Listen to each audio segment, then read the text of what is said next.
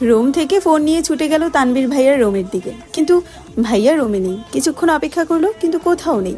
Mobile নিয়ে নিজের রুমে ঢুকতে যাবে, হঠাৎ শুনতে পেল তানভীর ভাইয়ের কণ্ঠ, কিন্তু কোথায় আছে। বাধ্য হয়ে মেঘ জোর গলায় ডাক দিল, ভাইয়া। তানভীর পাশের রুম থেকে উত্তর দিল, আবির ভাইয়ের রুমে আমি, আয়।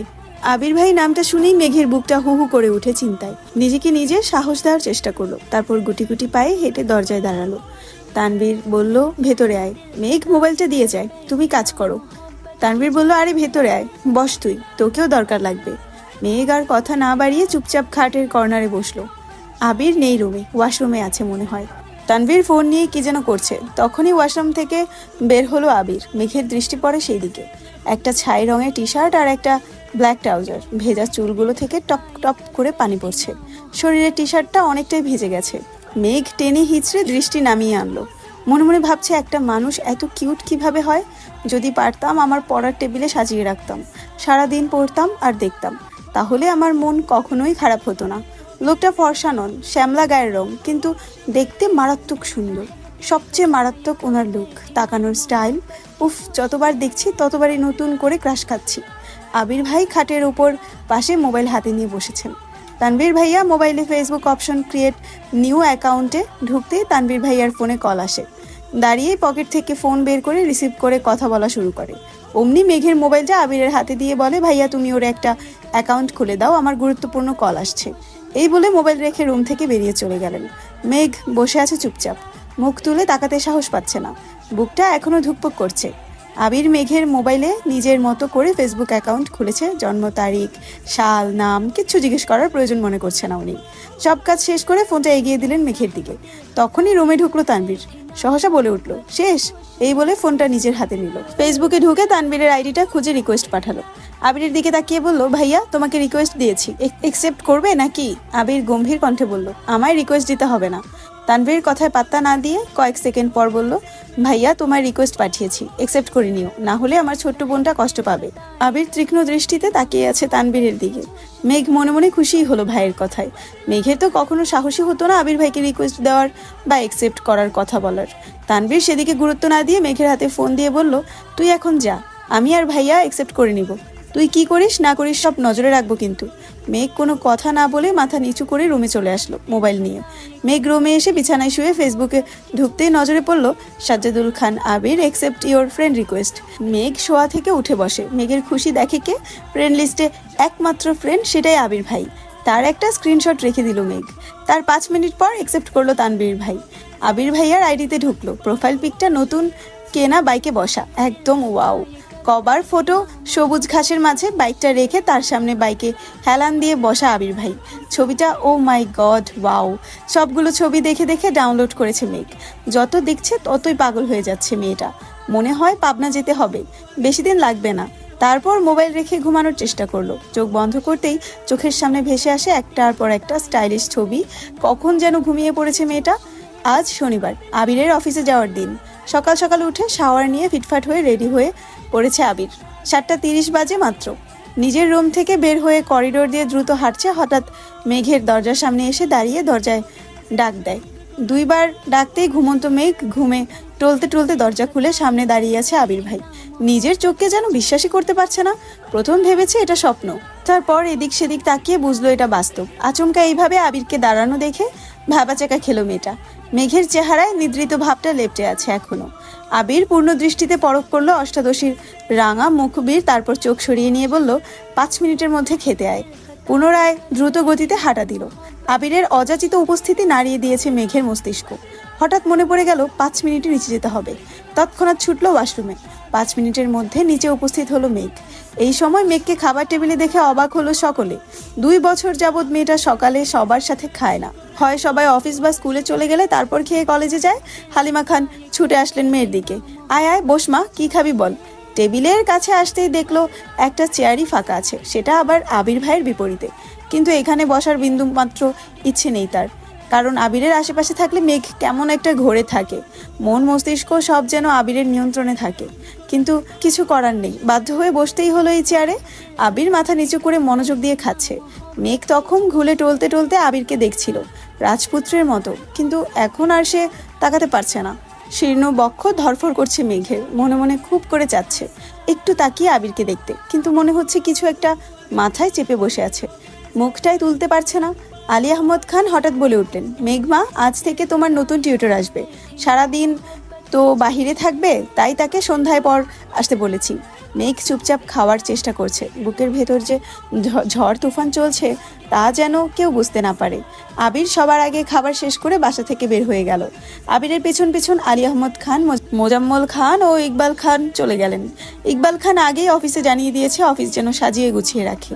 আবির অফিসের সামনে এসে বাইক পার্ক করে অফিসে ঢুকতে গেলে সিকিউরিটি গার্ড বলে ওঠেন, স্যার, আপনার একটু বসতে হবে, বড় স্যাররা না আসলে আপনি ভেতরে যেতে পারবেন না। আবিরের পায়ের রক্ত মাথায় উঠে যাচ্ছে, রাগে কটমট করতে করতে ওয়েটিং রুমে বসে আছে সে। 10 মিনিটের মধ্যে অফিসে ঢুকলেন 3 ভাই। আবির তখনও বসেই আছে। কিছুক্ষণ পর সিকিউরিটি গার্ড এসে ডাকলেন, স্যার, আপনাকে ভেতরে যেতে বলেছে।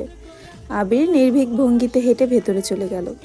অফিসের ভেতরে ফুল দিয়ে সাজানো, ঢুকতেই সবাই হাততালি দিয়ে কংগ্রেচুলেশন জানাচ্ছে আবিরকে। 2-1 ছবি তোলায় ব্যস্ত, বাবা, চাচা 3 জন আর আবির মিলে একটা কেকও কাটলো। 3 ভাইয়ের তো আজকে খুশির দিন, বংশের বড় ছেলে তাদের কোম্পানির হাল ধরতে যাচ্ছে, এর থেকে বড় পাওয়া আর কি আছে। তানবীরের মতো আবির যদি মুখের উপর বলে দিত আমি ব্যবসা সামলাবো না, তখন তো কিছুই করার ছিল না। আবির যেহেতু মেনে নিয়েছে, এতেই হবে।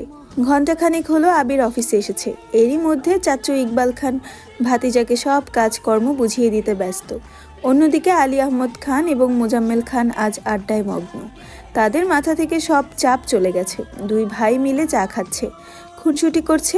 এত বছরের ব্যবসায়িক জীবনের অবসানের সময় এসেছে এবার। সারা দিন আবিরের ব্যস্ততায় কাটে। প্রথম দিনের অফিস দায়িত্ব বুঝে নেওয়া বিশাল চাপ, মাঝখানে একবার সময় করে বাবা চাচাদের সাথে তোলা একটা ছবি ফেসবুকে শেয়ারও করেছিল। 6টায় বাসায় ফিরেছে আবির, এসেই সোজা রুমে চলে গেছে, শাওয়ার নিয়ে রেস্ট নিচ্ছে। হয়তো ঘুমিয়ে পড়েছিল, দুঃস্বপ্নই দেখলো কিনা আচমকা উঠে বসলো বিছানায়। আবিরের চোখে মুখে উদ্বেগ স্পষ্ট, তড়িঘড়ি করে রুম থেকে বের হয়ে নিচে আসলো। পরিস্থিতি স্বাভাবিক, মালিহা খান এবং হালিমা খান কাজে ব্যস্ত। আদির আম্মু আদিকে নিয়ে পড়তে বসেছেন, মিম হয়তো পড়ছে নিজের রুমে। কয়েক মুহূর্ত সোফায় বসে আবার উঠে রান্নাঘরের দিকে গেল। হালিমা খানের দিকে তাকিয়ে ঠান্ডা কণ্ঠে জিজ্ঞেস করলো, মেঘ কোথায় মামুনি? মেঘের টিউটর এসেছে, পড়ার ঘরে পড়াচ্ছে। ও আচ্ছা, আমায় একটু কফি করে দিতে পারবে?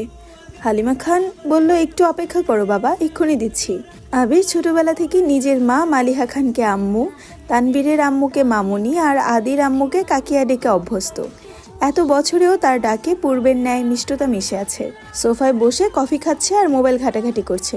20 মিনিট পর পড়ার রুম থেকে বের হলো একটা ছেলে, বয়স হয়তো 22-23 হবে, 5 ফুট 7 ইঞ্চি লম্বা হবে, চোখে চশমা। হালিমা খানকে বলল, আন্টি আজ আসি, আবার কাল আসবো। হালিমা খানও হাসি মুখে বললেন, আচ্ছা ঠিক আছে। এদিকে আবিরের কোমলতা পাল্টে গেল, চটে গেল ভীষণ সবেগে। ঘুষি বসালো সোফার পাশের দেয়ালে। আবিরের চোখ আগুনের মতো লাল হয়ে গেছে। এক মুহূর্ত বসলো না, সোজা উঠে ধপধপ করে সিঁড়ি দিয়ে উঠে নিজের রুমে চলে গেল। অতিরিক্ত রাগে আবিরের তামাটে চেহারা রক্তবরণ ধারণ করেছে, চক্ষু যুগলে ক্রোধ স্পষ্ট প্রতীয়মান হচ্ছে। 5-7 মিনিটের মধ্যে ভীষণ তাড়াহুড়োতে তৈরি হয়ে নিচে নামছে আবির। মেঘ পড়ার রুম থেকে বই খাতা নিয়ে রুমের উদ্দেশ্যে রওনা দিল। হঠাৎ সিঁড়ির নিচে সাইড হয়ে দাঁড়িয়ে পড়ে সে। আবির ভাই হুলস্থুল বাঁধিয়ে নামছে। মেঘ এক দৃষ্টিতে তাকিয়ে আছে। মানসিক টানাপোড়েনে ভুগছে মেয়েটা। আবিরের সামনে বা আশেপাশে কোথাও দাঁড়াতে পারে না মেঘ। আবিরকে দেখলেই যেন খেই হারায় বারবার, হৃদয় কেঁপে ওঠে অষ্টাদশীর। কেমন অস্থির অস্থির লাগে, কেমন মারাত্মক চাহনি, তেমনি মারাত্মক তার চলাফেরা। মনে মনে এসব ভেবেই যেন ঘোরের রাজ্যে চলে যায় মেঘ।